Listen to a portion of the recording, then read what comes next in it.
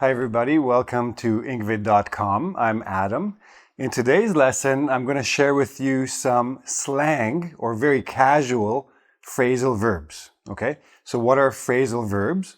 Verb and preposition combinations that have very different meanings than the two individual words. Okay, so these are all, like I mentioned, they're very casual, very informal slang. Don't use these in your writing if you're doing some formal writing. And also make sure you actually understand these before you try to use them. A couple of them could get you in trouble, but I'll point these out as well. So let's start with get out. Two meanings I'm going to tell you about. One is a bit more literal, like get out, leave. But when you tell somebody to get out, you're expressing a little bit of anger or frustration. You want somebody to leave quickly. You don't want to see them. Get out. Get out of my office. Very straightforward. Another meaning is get out. When somebody says get out like that, it means they're very shocked or surprised by what you're saying to them. So my friend tells me that that girl he met at the bar, he went home with her. And I'm like, get out. I don't believe you. I'm shocked. I'm surprised. In a good way, not in a bad way, right? I'm not asking him to leave. Bend over backward. So if you bend over backward for someone, means you're trying as hard as you possibly can to help them or to do something for them, right? So my boss says to me, like, you're not getting the pay raise. And I'm like, what are you talking about? I bend over backward for you every day in this job. It means I do very hard work. I'm always trying to help. I'm doing things that are not even part of my job. I'm bending over backward in effort, okay? But be very careful. If you just say only bend over, this could have a very, very different meaning. A little bit, you have to be careful when you're saying it and who you're saying it to. To bend over means to bend over forward, but that leaves another part of your body exposed and somebody could take advantage of you. So it's a little bit risque. It's a little bit dangerous to say. To bend over generally means to let somebody take advantage of you. Bust out. If you bust out in something, usually you're going to bust out in song or bust out a song. Basically start suddenly, out of the blue. Suddenly you decide to do something. So I was driving in my car with my friend and suddenly he busted out in song. He started just singing really loud. Bust out, sudden start. Like bust means like break very violently, but this is again not a bad thing. It's just a surprising thing. If somebody busts out in song, if somebody busts out a record or busts out a bottle of whiskey, everybody starts drinking. Have at, but mostly we say have at it. Have at it. Go ahead.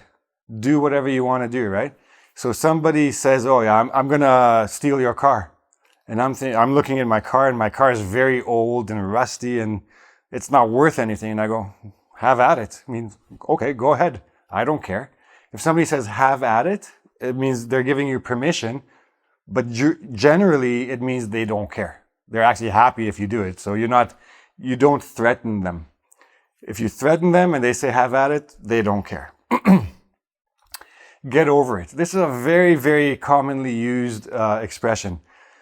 Something happened to me and I'm very upset about it. And I complain and complain and complain. And finally my friend says, okay, just get over it. Move on. Actually, they go together. They actually work. Somebody can say together or just move on or just get over it. Get over it means forget about it. It happened, it's finished, it's in the past, go on to the future. Forget that situation.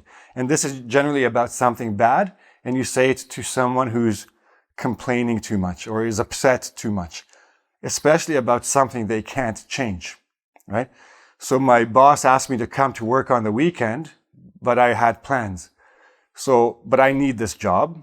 So my friends say, okay, listen, if he wants you to come in, just go, just get over it. We'll go out next week or whatever.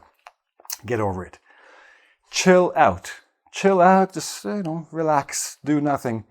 What are you doing this weekend? Do you want to go to a club? No, I think I'll just stay home and chill out. Just stay on my couch, watch TV, relax, maybe a glass of wine if I'm into it. Relax. Blow away. If something blows you away, it means it's like, wow, like really, really amazing. So I went to a music concert last night, and then I met my friend today, and she asks me, how's the concert? Oh, that guy, he just blew me away. Blew me away, just, it was so amazing, I didn't know how to handle it. You can blow someone away, something can blow someone away, etc. You can also blow something away, like literally, but that's not what we're looking at. Crank up. Crank up, basically, turn up real high. So crank up the music, crank up the heat. Turn up very high and very fast. That's the meaning. Crank, just turn. It's a synonym. Let it go. Let it go is actually very similar to get over it. So again, something bad happened and you're a little upset. Okay, just let it go. Just let it go. Don't think about it anymore. Don't get upset by it anymore. Let it go. You can also let something go, means like release your hold on it in a more literal meaning. Okay. I think this is actually pretty famous from the song from Frozen. Let it go, let it go. I'm not going to sing for you because I don't have a good voice. Hook up. Now, hook up has a few meanings, and one of them you have to be a little bit careful of. Hook up basically means get somebody something. So, can you hook me up with a new stereo? I heard you have good deals at your store. Can you hook me up with a bottle of whiskey from your country? My friend is going to Cuba, and Cuban cigars are very good. So, hook me up with some cigars. I want to smoke some Cuban cigars. Hook up can also mean meet. Yeah, so I'm hooking up with my friends later. Do you want to come?